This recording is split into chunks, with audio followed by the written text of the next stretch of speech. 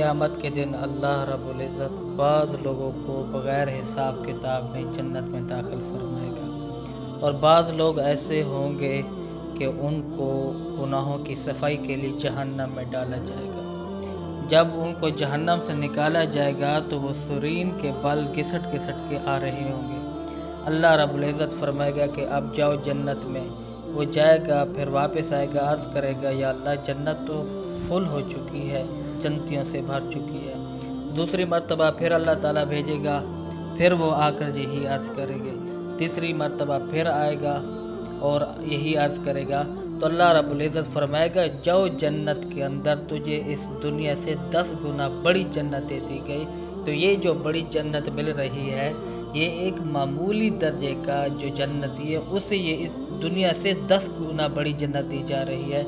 تو جن کی نیکیاں بہت زیادہ ہوں گی ان کو تو بہت بڑی جنت ملے گی، اور وہاں ان کی ہر خواہش اللہ رب العزت پوری کرے گا۔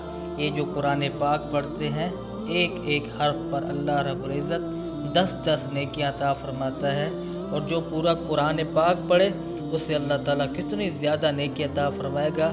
ان نیکیوں کی قدر، عظمت، اہمیت قیامت کے دن پتہ چلے گی۔ اور جنہوں نے ہمیں یہ بسم اللہ لکھنا سکھایا، اللہ کا نام لکھنا سکھایا، اردو پڑھنا سکھایا، کیونکہ ہم بیان اور تقریر اردو میں کرتے ہیں، تو چاہے وہ اسکول کے استادوں نے سکھایا یا مدارس کے اساتذہ نے سکھایا یا جس کسی نے بھی ہمیں یہ اردو پڑھنا لکھنا سکھایا، اس کا یہ ہرگز مطلب نہیں ہے کہ اگر اسکول کے استادوں نے یہ اللہ کا نام لکھنا سکھایا، بسم اللہ لکھنا سکھایا، اردو پڑھنا اور لکھنا سکھایا تو ان کو کوئی اجر نہیں ہوگا۔ اس میں ان کے لیے بھی اجر ہوگا اگر ان کی خالص اللہ رب العزت کی رضا کی نیت ہو، تو اس طرح وہ بھی ڈھیروں نیکیاں کما سکتے ہیں اور اپنی آخرت سنوار سکتے ہیں۔